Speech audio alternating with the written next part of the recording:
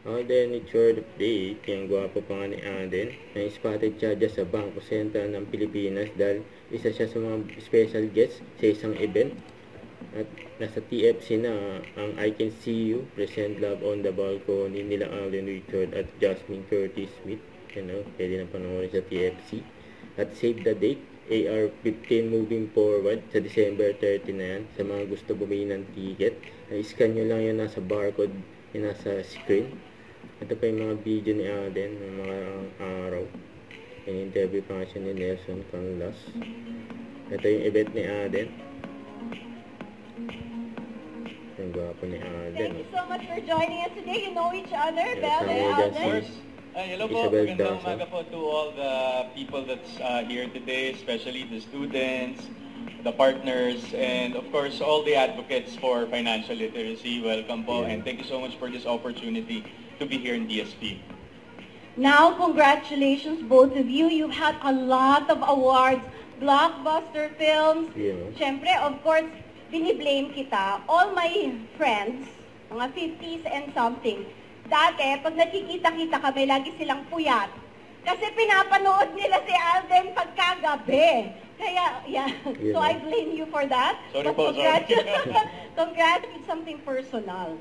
Being in the public eye, Alden, I'll start with you. How has your relationship with money changed over the years? Especially with a career na to the moon ba yung tawag dun sa career path mo?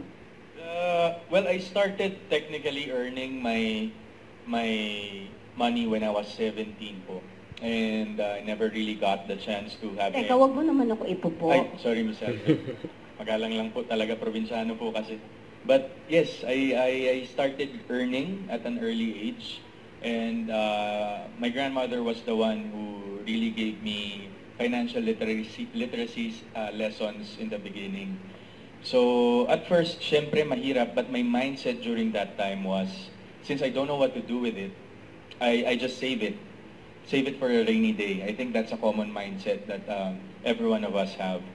But syempre, as I go along, as I stayed longer in the industry, started earning more, things got a bit interesting.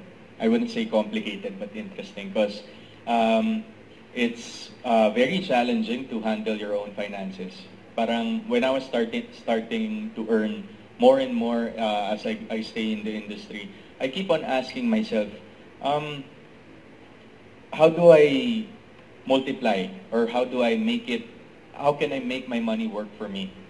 So, syempre research, backed up by research, of course, advices from my mentors, and I think that's really the beauty of, the eagerness to learn, the hunger for knowledge, and especially with nowadays, of course, here in our country and of course globally, financial literacy talaga has to be very much present in the minds of everyone. Starting early, of course, hindi lang sa mga adults like us. Syempre, we start them young. I think financial literacy has to be present. And then, yun po, eventually, after learning a lot of stuff, of course, there have been mishaps as well.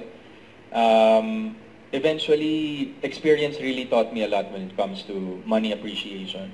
Of course, there are failed ventures, of course. Mamaya, pag-uusapan natin yan. May mga ganun. Gusto ko yung very authentic eh. A lot of people, when we are asked about money, we don't really like talking about mistakes, di ba? But you went in this interview with that. But before I ask Belle, because growing up in a Miss Universe household, di ba?